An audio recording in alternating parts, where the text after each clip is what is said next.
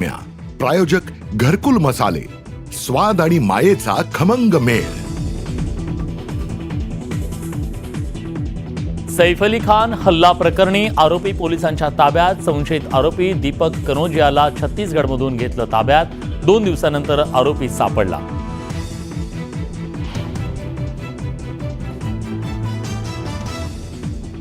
सैफ अली खानवर हल्ला केल्यानंतर आरोपी लोकलनं दादरला गेला. मोबाईलच्या दुकानातून इयरफोनची खरेदी केल्याचं सीसीटीव्ही समोर. वाल्मिक कराड आणि विष्णू चाटे यांच्या जामीन अर्जावर 20 जानेवारीला पुढची सुनावणी. आरोपीच्या वकिलानं पुढील तारीख मागितल्यानं न्यायालयानं दिली वाढीव तारीख.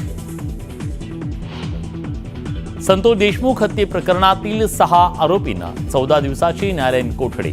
सुदर्शन घुले, सुधीर सांगळे, प्रतीक घुले, महेश केदार, जयराम चाटे, सिद्धार्थ सोनवणे या आरोपींचा समावेश.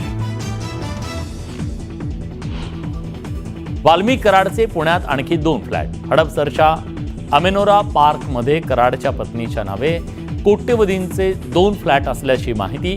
तर सोलापुरात दुसऱ्या पत्नीच्या नावावर 36 एकर शेतजमीन. वाल्मिक कराडच्या संपत्ती मागे धनंजय मुंडेचा हात. संपत्ती नेमकी कुणाची याची ईडी चौकशी करा, आमदार संदीप क्षीरसागर यांची मागणी.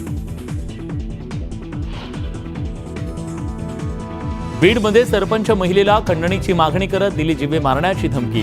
सरपंच महिलेनं दिला आत्मदहन करण्याचा इशारा.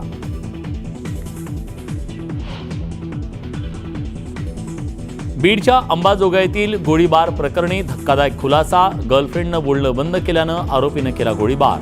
आरोपी अटकेत. आणि चॅम्पियन्स ट्रॉफीसाठी भारतीय संघाची घोषणा. कर्णधारपदी रोहित शर्मा कायम, शुभमन गिल उपकर्णधार, तर मोहम्मद शामीचं संघात पुनरागमन.